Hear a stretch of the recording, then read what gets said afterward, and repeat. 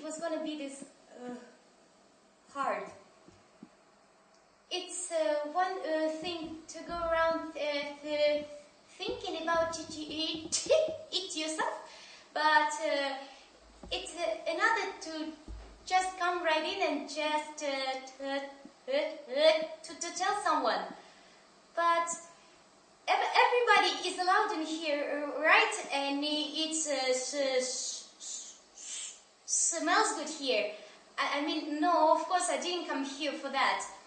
It's just that somehow since childhood this has been going on.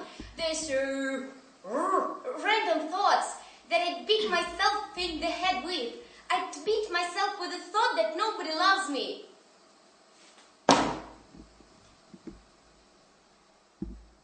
But children can't be the ones to blame.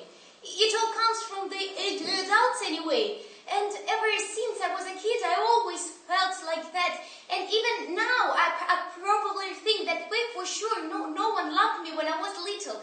And she kept repeating over and over, what is there to love you for, Mashka? What is there to love you for, Mashka? Sure. There's nothing to love me for, so I didn't argue. It's like everything got off on the wrong foot from the very beginning. I always had this feeling that they mixed me up at the hospital. I'm 100% sure they mixed me up with some baby. It's just I wasn't like them. Not like any of my relatives. I was just different. Always somehow different. But her... Why did she have to be the janitor? At the same school where I studied. Why? Yeah, really, why? Why did she put me in that school? It's unbelievable. It's meant for everybody else that school could be the best time of their lives. A whole stage of life. For some of them, school could be better than any time of their lives. Well, for me, what could it be? It meant that I couldn't even leave the classroom during break. I couldn't even go to the bathroom at school. Not once in my life.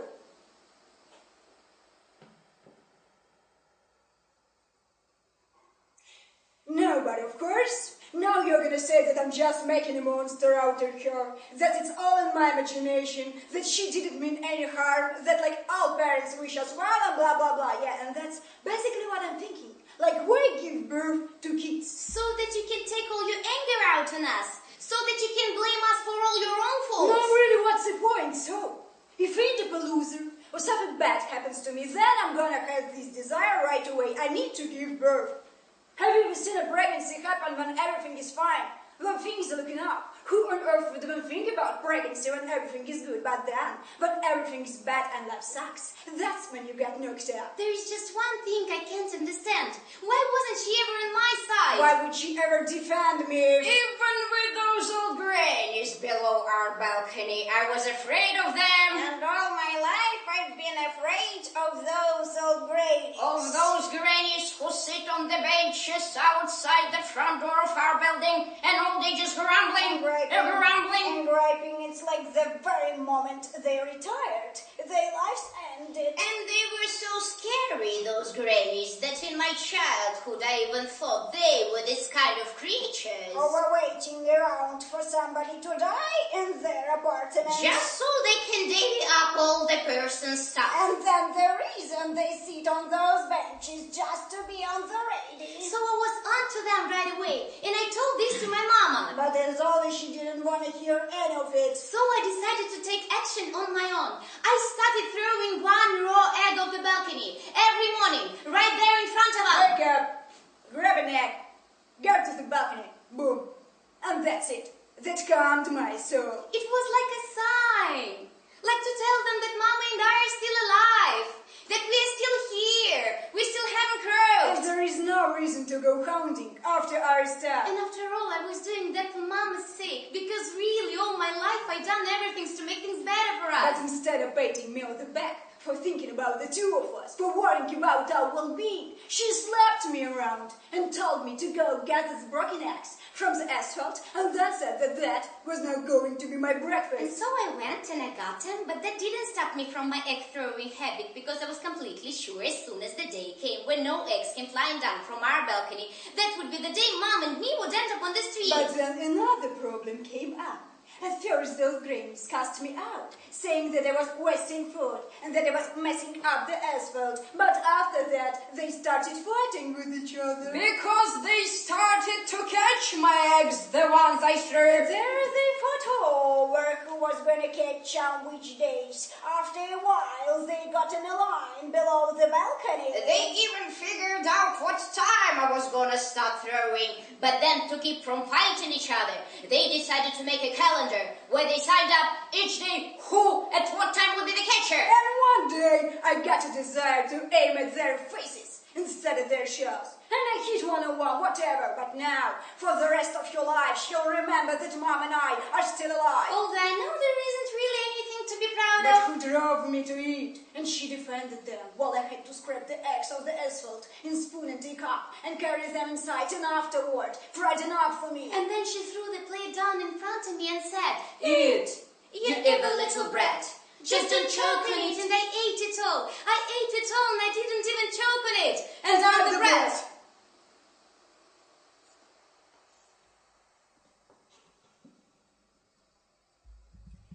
And of course, I didn't make friends with the girls in my neighborhood neither. I was just different. The only thing I could do was take their dolls and bury them in the sand. No, but what else was I supposed to do? One time, I even buried my own sandals in the sand. And forgot where? And when I come home barefoot, then Mama said she was never gonna buy me nothing again. And that from that day on I was gonna walk barefoot? At least till I grow up and buy new sandals myself. And so I walked barefoot for 3 days? While all the other kids laughed at me. And then I got sick? And Mama bought me new sandals. But because they laughed at me all those 3 days. As the birds in all the girls' hair. And they followed me home. And told me. And my mom had to spend the whole night combing the lumps out of their hair. And after that, she spent the whole night beating the shit out of me. She always stuck up for everyone but me. First with the grannies, then the girlies. She was always on their side. And how is that my fault? Just how you raised me. It's how I turned out into the playground. I drew green beans on the black background instead of little suns and tiny houses. All the other kids drew with taste but me. I couldn't fill out the shades. I even only when I got big, found out that black is actually the spectrum of all the colors in the rainbow. Ha! Parenting. I had such a hard time on the playground because I didn't have any taste. They even sent me and Mama to a psychologist for it. How humiliating. It was all because of a drawing I did about nature, where I drew tall grass and storm above it, with thunder and lightning, basically it's raining. And in the middle of the field, there is a thief standing, stuck in the ground. And when they asked me what it was, I explained that the drawing was named a memorial to all the non-living things that people threw away on the despotism of life during a storm. I explained that the drawing was named memorial to all the non-living things that people threw away on the despotism of life during a storm. And so me and Mom are sitting there with the child psychologist. No, but what was I there for? It's not my fault. She never instilled any kind of taste in me. What was I supposed to do? Sit there and be ashamed of myself? I could only be ashamed of her. Of course, I would also steal stuff from kids on the playground. Of course, I would also steal stuff from kids on the playground. But what was I supposed to do? I was take all of the toys I saw on the playground and drag them home. Because at that time, I believed that they was my toy from my home. I believed that if I snuck one home, and it was at my house even once, that meant the toy was mine. The toy was mine. And if the teachers saw me hiding another stolen toy in my jacket and were asking me to give it back, I could tell them for sure I didn't take nothing. It was all mine. Well, obviously after this at home I would get it. And all because of what? That was I called a thief for. Right, it was because I had nothing left to believe in. Even when I was little, I already knew Santa Claus wasn't real. But who was supposed to make me believe that Santa existed? A kid's gotta have something to believe in. Kids can't live without something to believe in. And so I believed. If not in Santa, Then at least in the fact that any toy I found was my It was toy. my toy, of course. Now I understand that it was actually stealing. But back then, I just needed something to believe in. But she even took that from me. My... And then I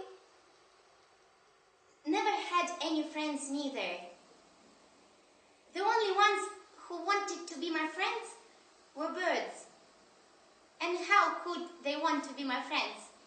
Of course they didn't want to be my friends. It's just I would open my window all the way and a pigeon or a sparrow would fly in and I would catch on with a 3-liter jar and that was that. And I would say, now I won't let you go. Now you're gonna be my friend. And so they would sit there like that till the air ran out. But the new ones would fly up and I would start to make friends with new ones. And then I never had any friends neither. The only ones who wanted to be my friends were birds. And how could they want to be my friends? Of course, they didn't want to be my friends. Just like I would open my window all the way. And the pigeon, a sparrow would fly in. And I would catch on with a 3-liter jar, and that was that. And I would say, no, I won't let you go. No, you're gonna be my friend. And they would sit there like that, till the air ran out. But the new ones would fly up. And I would start to make friends with new ones. Then once I was a teenager. Then once I was a teenager, it was like totally drove me nuts. I even wanted to run away to a monastery. And I even almost rolled off. Only I've got a little carried away like all teenagers do. I mean, everybody get obsessed with someone. So I fell in love with Brad. Pete. My whole room was filled with his posters. And so then I found the number to one of the monasteries to make a quiet escape. I called them up to find out what I should bring with me and how, like in general, people get in there. They told me all about it, and then I asked them, can I bring my photos of Brad Pitt with me? They told me no. My photos of Brad Pitt are not allowed. Well, that made me really mad at them. And I decided I wasn't going to go to their monastery because at that time, Brad Pitt... Of course, it's cool that Brad Pitt made trouble for me. Brad Pitt made trouble for me. Well, like basically when I was already going to grade school. I decided she wasn't going to rob me of those years. First my childhood, but then my grade school years too. I wasn't about to give those to her. I decided I had to find some kind of friends. Ones like me. Ones who were different like me. Not like any of my relatives. Only there was one problem. How could I keep from giving myself away? I was afraid of how I looked. The thing is, me and Mama were both pockmarked. And out of the whole school, only me and her were that pockmarked. No one else. Not even the janitor Misha were that pockmarked. He did have red spots on his face. It started with his arms, then went up to his face. It was because he drank a lot, obviously. But all the same, he wasn't like me and Mama. Basically, the chances of not giving myself away were 1,000,000 to 1. At first, everything was great. And all the girls in my class were so beautiful, so different. That's what I thought in the beginning. I even got envious of them. In elementary school, you couldn't really tell who was who on the outside. We were just kids. But after a while, when we all started getting older, the girls got looking so bright. They would put makeup on, and all of them had such beautiful names. Marianne, Isabella, Veronica, Victoria. Marianne, Isabella, Veronica, Victoria. Of course, they were all little bitches. That's what I called them too, just to myself. I didn't even learn their names. What for? They were all bitches, just like the little bitches, like all of the off.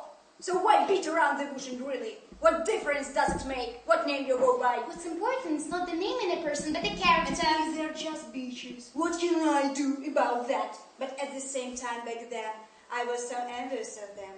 I so wanted to be friends with them. I thought if I would be friends with them, I could get some upbringing, some good taste. Their moms were accountants. One of them even had a mom who was a chief accountant. Well, okay, of course, I also like how mine works in the Bureau of Politics. Yeah, how mine works in the Bureau of Politics. Sure, I don't know what it is, but it sounds nice, like kind of business-like. like. I know it's no good to lie, but you also got to understand me. I mean, I couldn't have looked worse to them. I would look at them, but then I think I should have been more beautiful too, and I shouldn't have been named Vashka. It should be something different, something completely different. That's what my mom before I went to that war was born. Actually, that's what all parents wish for, but with me something didn't turn out right. I didn't leave the mama's hope that probably why she spent her whole time taking her anger out of me. She even told me, all bad, right out. She wanted to call me Bella. Bella, she wanted me to be born with blonde hair and some skin just like Snow White. But when I was born, there was no even spot left on it. She said, well, fuck me sideways. Well, fuck me sideways. A goddamn freak show. Some kind of Marusa. There is no way in hell I can name her Bella. Mashka it is. Well, shit, she really is a Marusa. That's how I was named. Masha. and if you kind of think about it, like, why did she have to tell me all of that? I mean, for me, that was really, like, kind of painful. It was like, it even, like, stung me on the inside, like it burned me. Like those grannies say, my soul pours out my veins. And then I totally started pouring out tears, standing there. No, really, why did you have to tell me all that? Even if it was actually like that, what's the point of saying it out loud? Would any normal mother act like that? Of course not. Only mine can be that way. And that's when I started thinking that they must have mixed me up in the hospital. And so what if you look alike? I mean, a real mother would never say something like that to her kid, even if it was true, and she even added, "No, come on, Marusa, don't get upset. I still love you all the same, in my own way." She was always saying that. In my own way. What is that, in my own way? What does that even mean, in my own way? How is that supposed to make me feel? That doesn't exist, to love in my own way. There either is love or there isn't. But that's kind of in my own way. Love doesn't even exist. It doesn't exist at all. There can't be that kind of love. There just can't be. Well, so what? It's fine. No one even cared that maybe I might have some, like feelings down there, that might feel not so good to me. So who even cared? It's just there are things you don't really need to say out loud. And it makes sense. She's a school janitor. She has like zero sympathy. And not only that, but I had this nickname at school. Vyacheslav. Because my last name is Vyacheslav. Wait, but how did it turn into flask? Vyacheslav is Vyacheslav. Well, whatever. If they want to call me Flask, then they call me Flask. No one gets to choose their nicknames. Thanks for that too, Mom. She could have at least given me her maiden name instead of that one. Although I guess it's no better. Vyacheslav! So anyway, during breaks, all the girls used to gather around one desk and check out who had what kind of makeup. I would stand there too, just watching. It was all pretty much cool as long as they didn't go into the hallway. But what would they cared? They just wanted to put on their makeup and go walk around the hallway. Where, of course, there she was, cleaning. I mean, what was I supposed to do? I was just following that. Only I didn't put any makeup on. That's totally drive me nuts. All of us are just walking out there, so what made you think she had to come up to us? She could have just gone on and kept cleaning, but no, she was always like that. At home, she didn't even know me, but at school, it was like she had to cover it all up. She tagged along at school, acting like she was a saint, giving us her wisdom, but at home, she was like a drunken sailor. And so, I wasn't home much. I started hanging out on the street more so I could be less at home. I'd see her only at school, really.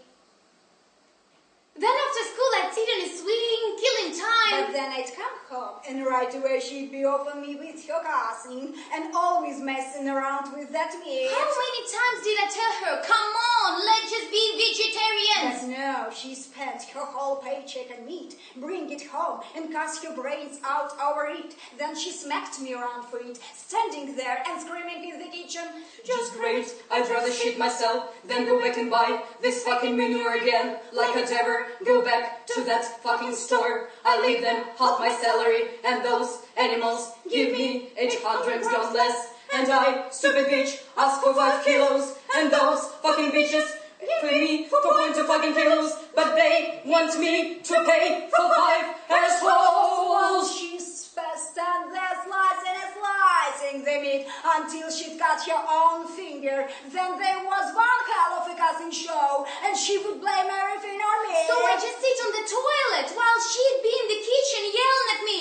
Mashka, you evil brat, get the fuck out of my sight. It's all because of you that I'm crazy. Stop breathing down my neck. While I'd already been sitting on the toilet for like an hour. That's what meat has brought us to. It's all because of meat that families fall apart. For what are we buying such a disgustingly hung charge of energy? And it's expensive too. But no, as soon as that paycheck is in her hand, she drags bags of it home. Then she makes me the one to blame. So anywhere we are there, me and the gals in the hallway.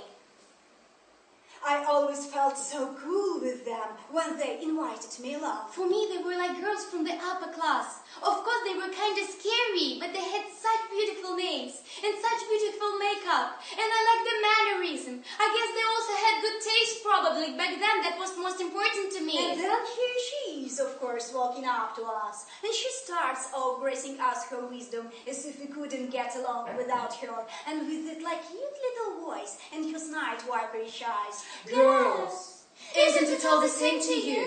You'll never catch up with fashion. You are beautiful, with or without makeup on. And of course, all the girls just laughed at her. One even totally threw out. Lady, do you have PMS or something? What? You don't have anyone else to talk to, and then? Somebody, like by accident, spilled water on her, but she kept going. You know, girls, one day we will all be happy. With or without makeup on. Like, what was that supposed to mean? Why would she say that? It was like her favorite thing to say. I was mortified. How humiliating. At home, she'd cuss like a sailor, but at school, she was supposed to be some kind of nun or something. At home, she'd cuss like a sailor, but at school, she was supposed to be some kind of nun or something.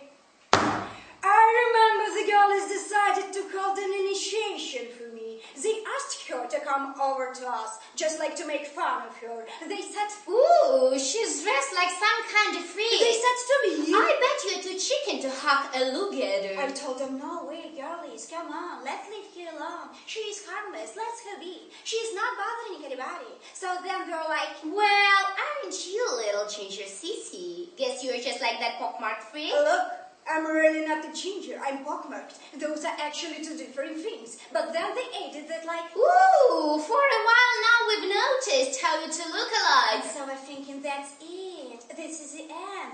The thing I feared most of all in life is happening. And not only that, but she's already come up and she's standing there waiting. And you can see that she's having a great time with the fact that I'm turning red. And the girl is out there too saying like, That's it. You are not with us. You are not one of us anymore. You're just a little ginger sissy. but she's just standing there waiting. And so I went and I hugged a alligator.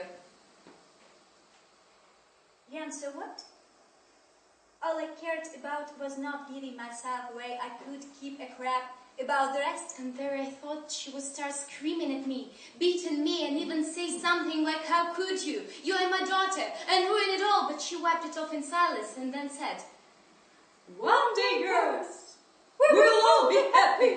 Indeed we will. but I just knew. I knew she was faking, but at home, there at home, that's where she was gonna let me have it. She was gonna beat me till I was dead. She was gonna beat me till I was dead.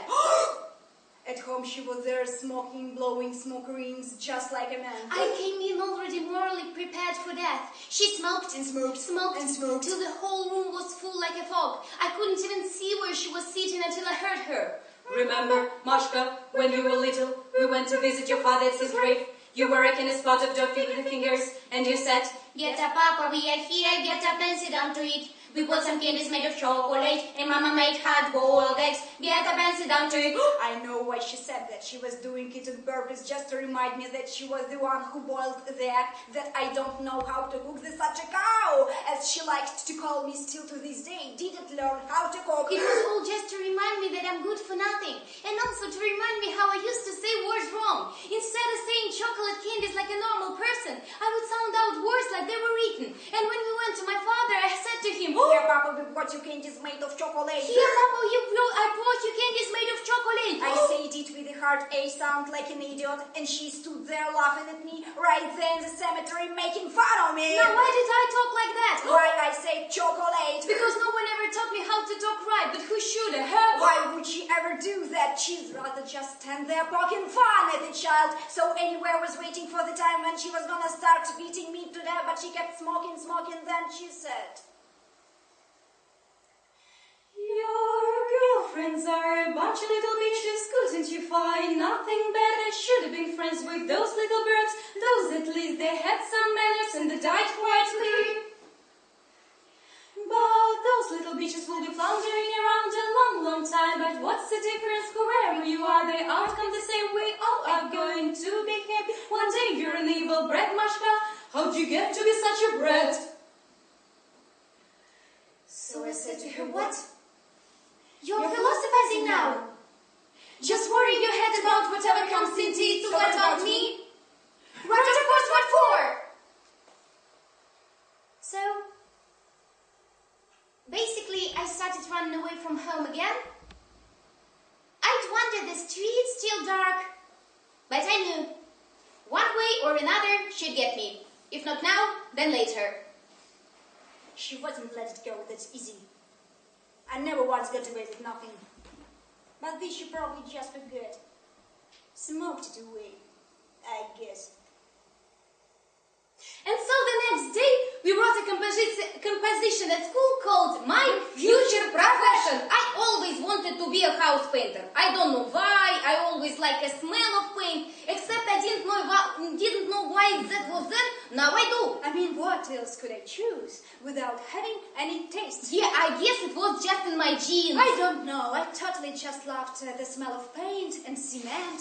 I always imagined myself in overalls with a hard hat on my head. Yeah, I had this dream too of having a photo session in the uniform of a painter. While all the other girls wrote that they wanted to become models. Well, of course. They all had a normal upbringing. They all also had good taste. It's me who was raised for simple work. Well, I didn't write down another profession for myself. Actress. So I wouldn't stand out too much from the other girls. I mean, an actress. It's pretty much like a model. Only I wrote that I go straight to the action films. Like some kind of crime lord. I'd be there on the construction site with the uniform of a painter. But really, I'd shoot in lots of different genres. Man, I'd make so much money. But I'd only played lead roles. Played an extra? Nah, that's not for me. Cause I know what I'm worth. I'll go straight to the lead roles. What's an extra? No joke. Me? With the extras? No, nothing that. Only the lead roles. Later, of course, the girls scrapped my composition from me, made fun of it all, but I didn't get upset. At that time, I thought if I listened to them, then I would some good taste too. So we made fun of it with them. Then the girls talked about where they were gonna go party. Meaning who was going with who. Meaning who was gonna take me along. They did that all the time. Anyone who was gonna go to somebody's apartment for a party wasn't gonna take me. And those who were gonna go out in public would break down one by one and take turns dragging me along. And I never understand why. Then one teacher told me once that Every beautiful girl at the discotheque has to have an ugly friend with her. right, thanks of course. She was a bitch too. It would have been better to say nothing at all, some great pedagogy that was. Some great pedagogy that was. I thought that was better anyway, because even they did take me to their places. Eventually they'd want to come over to mine. And what could I have shown them? No, really. So I'd take them to my place and then what? What could I have shown them? And I'd humiliate myself with all my stupid habits that left their asses off. Take, for example, my love for how videotapes hum. No, really. Like, I come home from school and I put whatever video in the VCR and hit rewind. And I like how it sounds when it winds up. Just after you press the button. And there's that sound that picks up speed little by little like a car, and the sound drops higher and higher, but then you hit stop and it's like the sound drops out like that. I can sit like that for hours, just going back and forth on the tape. Back and forth, back and forth. It's so relaxing. I mean, how I could explain that to the girlies?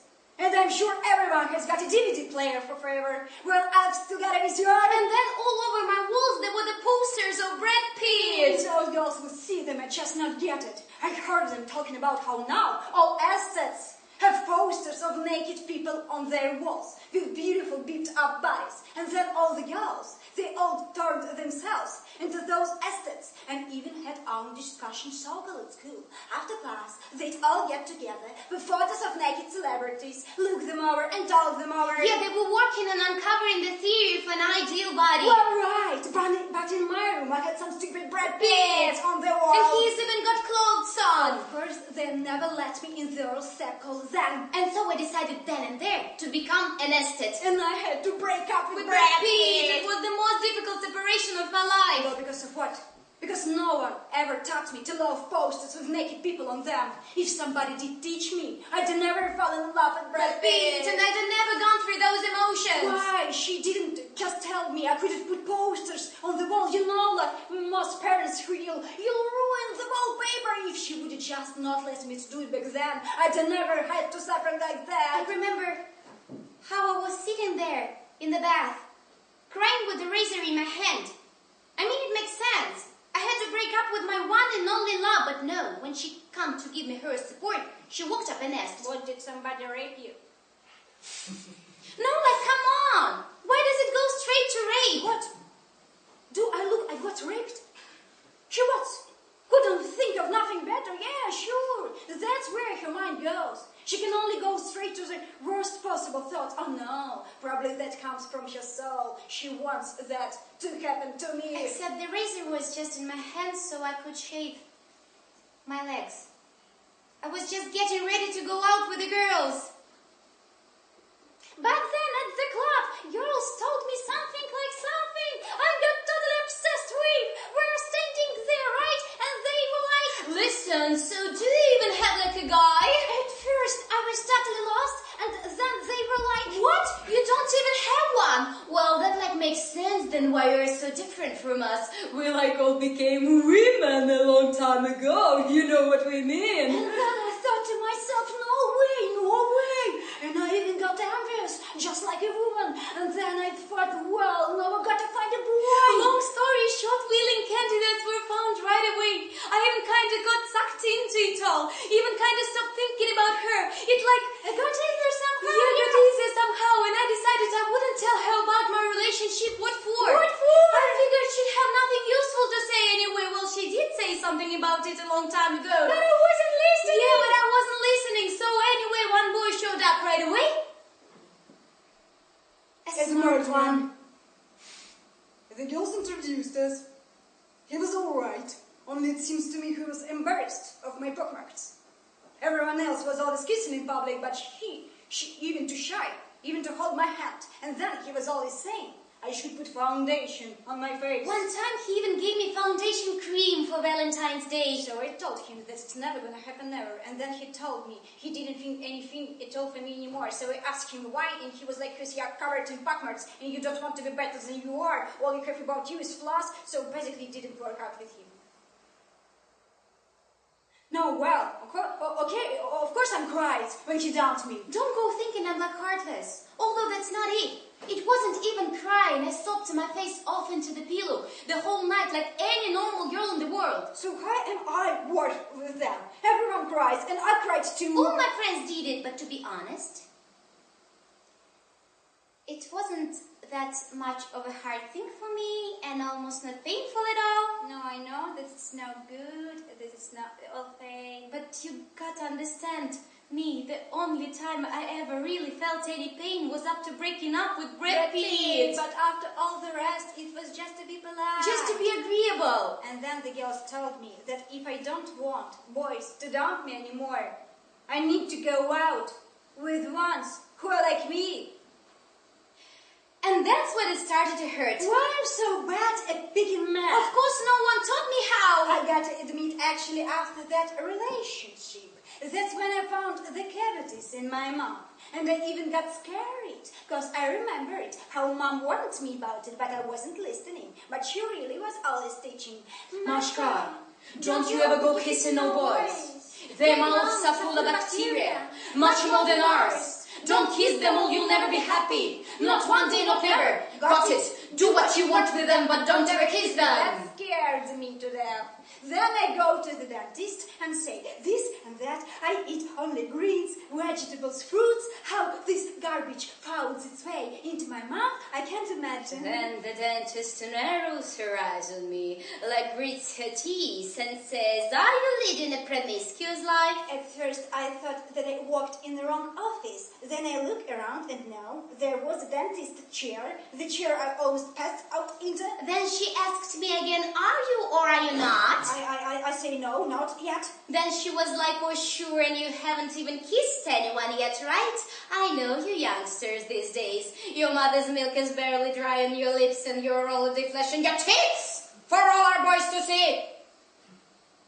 So it's better if you tell me now, have you been with anyone or not? So I blurted out the first thing that came to mind. I played Spin the Bottle when I was a little girl. And so she grabs the reel and sets off screaming. I haven't even opened my mouth yet and she's already yelling at me. All right, you little slut. Do you think it hurts now? And it's like, okay, go ahead and hollow out my teeth and scream at me. Take that little Mr. Vixen. And the face of hers too, agonizingly horrid, just like a horror film. And how she drilled into me. Christ almighty. I only went in because of 2 cavities, but left feeling like she pulled all my teeth out. That's what it means to play Spin the Bottle. And then right away I remembered Mama's words. I was thinking she's just a janitor, but she does kind of have actually something smart in her head. I was going to remember that for the rest of my life. Well, then I had one more admirer, but I wasn't gonna kiss him.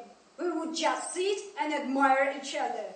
And he wasn't stuck up at all. He was just like a normal guy. I mean, he was a backmarked, just like the girl suggested. And he was a tough guy, but he was handsome. Like, for example, he'd get some name brand tracksuit and he'd go around showing it off. Every day the same thing. But all of a sudden he'd disappear and not come outside. And you'd go to take him for a walk. But he's holed up in his house because his mom washed his tracksuit. But I liked it with him. I could even wait the whole day for his tracksuit to finally dry. Yeah, and I like the suit too. But the most important thing is he never asked me to cover my face with foundation. Yeah, I even wanted to run away with him to somewhere. But he never asked me. Or whenever we're gonna go out somewhere. And he'd be like, I think I want to go home now. And I'd say, but we just came out. And he'd be like, what? You don't love me? Something? And we'd both go home. He was actually really romantic, but as soon as he put the tracksuit on, his thoughts were somewhere else. But then I told myself that I'd totally run away with him. As soon as he asked me, I'd be totally ready to go. And then the girls had to go and make it even worse. I just totally didn't agree with them at all. It was the first time in my life when I fought with them. No, I mean, what's with them?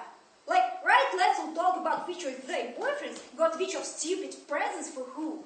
And then I thought mine still did me any kind of nothing at all, nothing romantic at all. And then the girls started to make a joke out of him. They said "Ooh, damn him. Ooh, he's broke." Well, I thought, really, we haven't been going out for very long. It's still early. No, so what? I got to defend my man. They say in sickness and in health, so I fought with the girls about it. Well, except I couldn't fall behind them too much. And then I decided to go myself and buy myself flowers. And then I would go to school with them and show our walk. While I walk by the girls, look what my man gave me. A whole bouquet. And that's what I did. At first I saved up my lunch money what Mom gave me. And then, but? Roses. Well, at first I wanted to run straight to school with my flowers. But as soon as they left the store, like inside me, something changed. Something changed, almost like the whole world changed. I remember I walked out and was like standing, watching, and everyone who walked by also looked at me out of the corner of their eye. And I'm standing there and thinking, no, I'm not gonna go to school right away. I'm gonna take a walk. It was just such a strange feeling. You're walking, and everybody's watching you different. Watching, then I sat on a bench with my flowers somewhere at a bus stop downtown, and everyone's there watching. But then I decided to take a ride on a shuttle bus with my flowers, and there too, everyone is watching, probably thinking, what's a lucky girl? The man she's gonna marry just gave her flowers. The girls were especially jealous when they saw me. And you were just sitting there, like, catching those looks with your eyes. In that moment, you even consider it beautiful. But if you rode without flowers, no one would even pay attention. So I sat there on one bench. Then I walked over and sat on another bench. So other people could look at me too. Then I walked to another bus stop and sat there for a while, and that's how I spent my day, walking from one bench to another, from one bus stop to another. I even had a goosebumps. I was so seriously so happy. Nothing like that ever happened to me before. And what a day it turned out to be. Just like the first time in my life when I had this sensation, it was like snap. And everything in life was great. Somehow it started turning out right. Everything got better. No, I mean really, I was thinking like, my first flowers. I have a guy, a cool one. I'd go to the ends of the earth with him, and then somehow my mom seemed smarter to me. I even went up to her by myself when I got home. For the first time in my life, I went up to her by myself. Well, at home, like always, there was a fog of smoke. And even that didn't ruin my mood. I found her with my hands and said to her, "You totally gave me such useful advice, Mama. You can do that whenever you want." But she must have remembered about that time she forgot to beat the shit out of me. So she did it, right then and there. And even that didn't make me mad at her. For the first time in my life, I wasn't mad at her. No, serious. I was thinking like, I can't get used to wherever. Like what?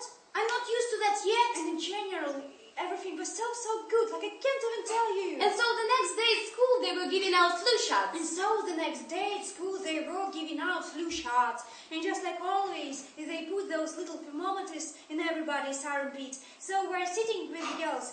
Well, I wasn't talking to the girls, I just like listening in on what they said. And then one thermometer fell from someone's armpit and shattered. And so we're sitting with the girls, and the girls looking out, cracking up, wondering what to do. And then one of them says like, once we had a hamster who gave birth to a net load of the other hamsters. And we didn't know what to do with all them. We didn't want to drown them. So we just took those little balls from a thermometer and threw them in their food. And the hamsters turned green and died on their own. And so then girls started to picking all balls up with a piece of paper and hid them in their pockets. So they're cracking up, looking around, and then someone said, "Hey, where is that Clava? Clean someplace, I'm sure." And all cracked up again. So then I went by cafeteria, and there she sat eating. And I remember that reason for some day I wanted to wash her so bad. I went over, sit down against the wall, and she didn't see me, and I just watched how she eats. I didn't know.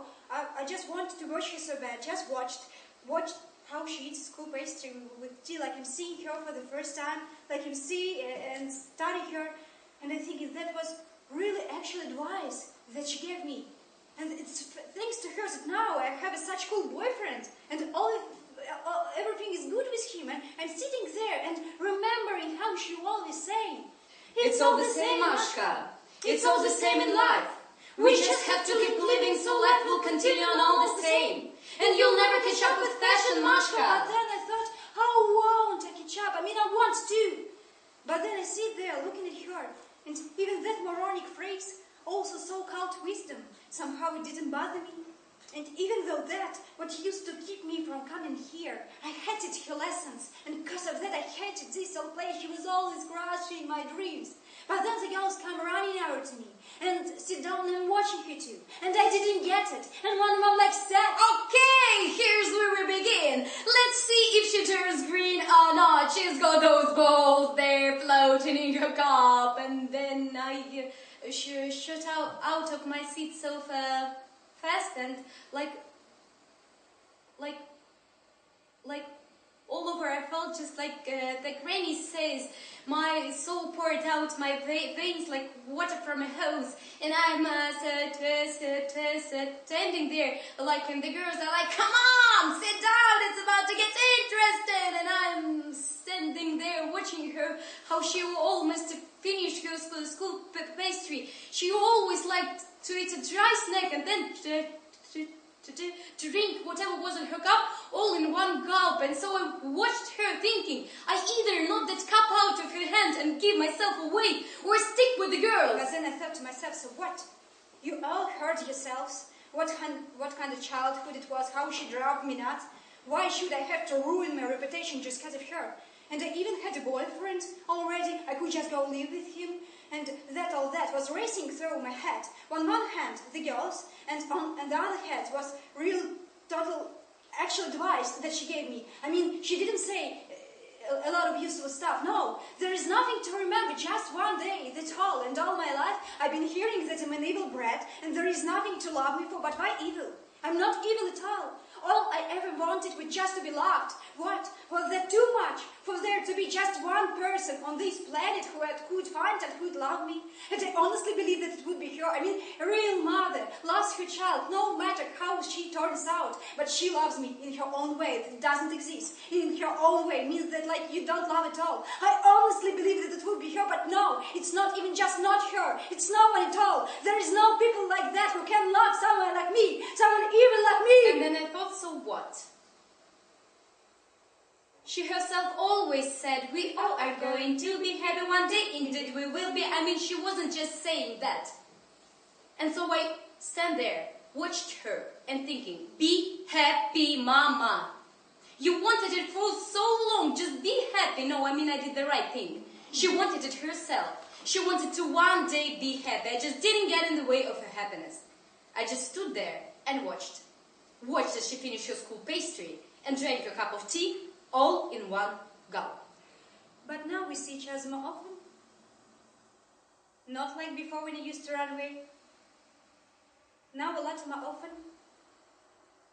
I go visit to her grave all the time now. I go up to her and tell her, look, Mama, I brought you hard-boiled eggs. I boiled it for you myself. And they didn't overboil them, look. And you said it was good for nothing.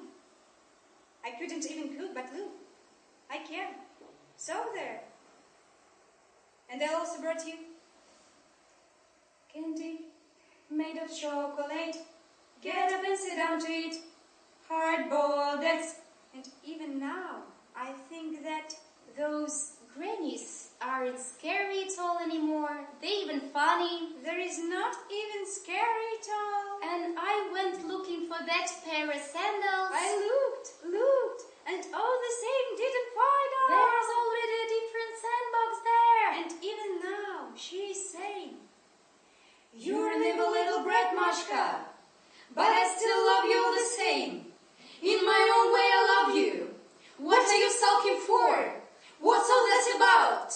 All the same we're going to be happy. Indeed we will be. So what's all that for then?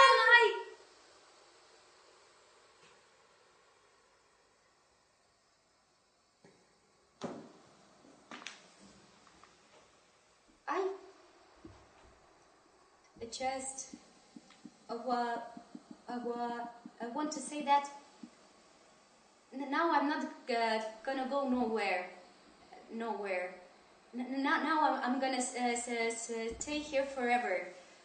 Because there is only one road for me now. I mean, now I understand, and I'm not gonna go nowhere. For me, it's all the same. For me, it's all the same. I just want to say that I'm not gonna go nowhere. I'm gonna stay here forever because there is only one road for me now. I mean, I understand, and I'm not gonna go nowhere. For me, it's all the same, and I'm not gonna go nowhere. It was her. It was her. She told me to come here. To come here. To come here.